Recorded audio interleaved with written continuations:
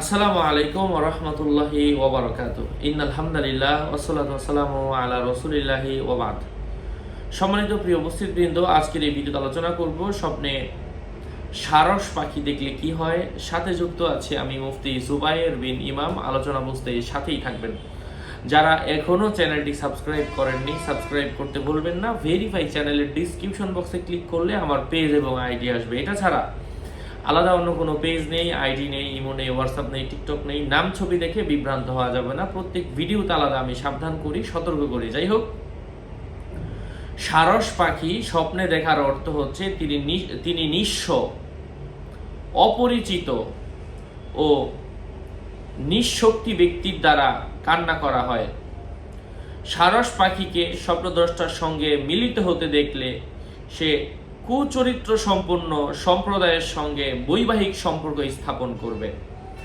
সারস পাখিকে অনেক দূরে সফর করতে দেখা, যদি সে সফর অবস্থায় এই স্বপ্ন দেখে তাহলে সে বাড়িতে নিরাপত্তার সঙ্গে ফিরে আসবে। কারো মতে সারস পাখির ব্যাখ্যা হলো এমন মানুষ যারা একত্রিত হতে এবং বিভিন্ন কাজে অংশগ্রহণ করতে ভালোবাসেন। অনেক সারস পাখিকে কোনো শহরের পার্শ্ব দিয়ে উড়তে দেখলে ওই বছর ওই অঞ্চলে অধিক ঠান্ডা পড়বে এবং মারাত্মক বন্যা হওয়ার সম্ভাবনা রয়েছে।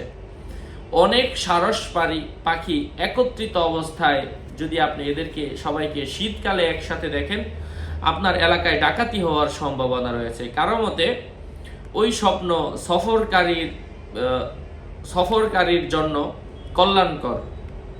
কারো মতে ওই স্বপ্ন পাখি দেখার অর্থ হচ্ছে প্রতিদান পাওয়া। তার উপর আরোহণের ব্যাখ্যা হলো স্বপ্নদ্রষ্টা অভাবের মধ্যে ভুগবেন।